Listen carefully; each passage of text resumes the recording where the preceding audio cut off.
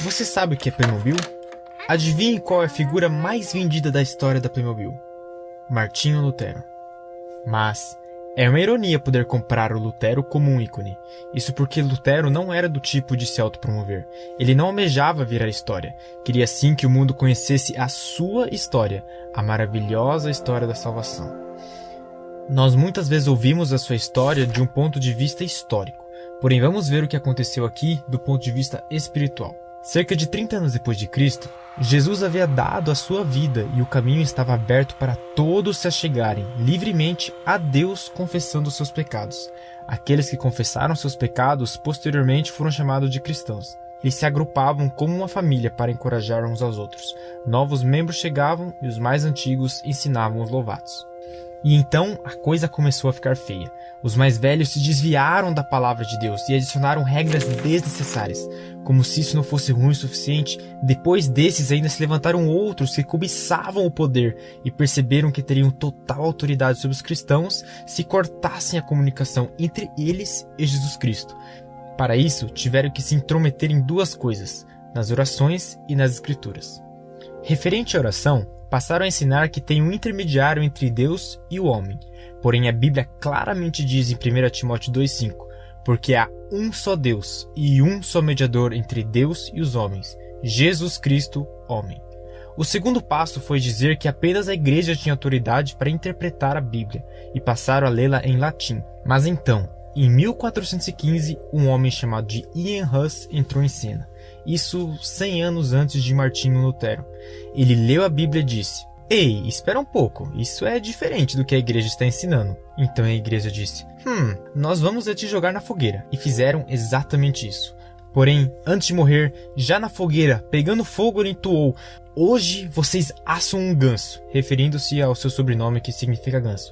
"Mas ainda virá um cisne, que esse não poderão assar." E esse cisne veio 100 anos depois. Eles tentaram assá-lo, porém não puderam. Seu nome era Martinho Lutero, e ele destruiu a tirania da Igreja Católica. Agora, Martinho é um cara normal, que quer se tornar um advogado, mas um dia ele se encontra em uma tempestade, raios para todo lado. Temendo ser atingido por ele jura que se Deus o salvasse dessa, ele se tornaria um padre. Num tipo falou e fez, Martinho se encontra um padre católico. Agora, como um padre, ele tem acesso à Bíblia e passa a lê-la. Ele teme aquele Deus que conheceu na tempestade e fica com uma dúvida atormentadora. Como posso me acertar com Deus? Então, ele tenta aquela forma religiosa, tentando subir a escada. Ele tenta orar por horas, jejuar, confessar tudo a um sacerdote, mas não funciona. Isso se chama santificação, ser uma boa pessoa. Basicamente, é isso que toda religião fala. Seja uma boa pessoa e você será aceito por Deus. Ser aceito por Deus significa justificação. Mas como disse antes, Martinho teme a Deus. E isso é importante, porque Salmo 25,14 diz: "O segredo do Senhor é com aqueles que o temem."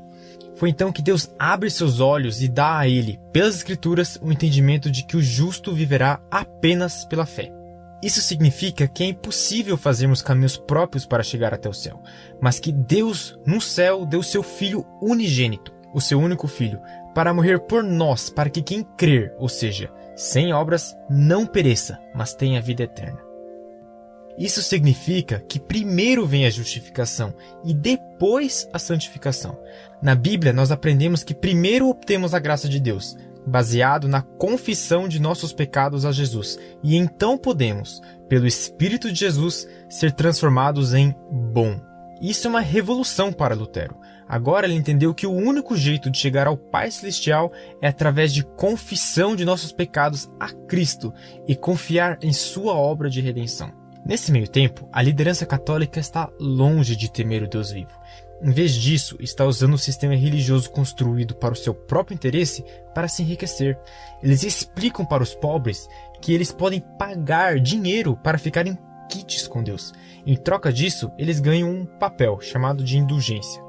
Martinho Lutero, muito interessado em ficar quite com Deus, ficou chocado, pois não conseguiu encontrar na Bíblia algo que defendesse isso.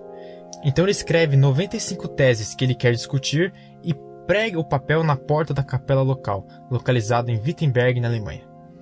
Mas, da mesma forma que foi com o mestre, assim também foi com seu servo, Cristo falou contra usar o templo para negócios, e Lutero falou contra a igreja feita em máquina de dinheiro. E os religiosos responderam unânimes: fora com ele. Porque uma vez que você mexe com o dinheiro e a influência dos religiosos, a amizade acaba rapidinho. Então, Lutero é chamado pelas autoridades religiosas para renegar e voltar atrás nas coisas que ele escreveu e pregou lá na porta. E lá, perante os cabeças da religião, ele fala uma frase que mudou a Europa e o mundo. A não ser que eu esteja convencido pelo testemunho das Escrituras ou pela razão clara, pois não confio nem no Papa nem nos concílios, pois é bem sabido que eles frequentemente erraram e se contradizem. Sou obrigado pelas Escrituras que citei, e minha consciência é prisioneira da palavra de Deus. Não posso e não irei renegar nada, pois não é nem seguro e nem correto agir contra a consciência. Que Deus me ajude. Amém. E essa é a segunda grande revolução que ele causa: pôr a Bíblia acima da religião da igreja. A equação da igreja era igreja mais Papa mais Bíblia em latim mais tradição igual a verdade. A equação de Lutero era Bíblia igual a verdade.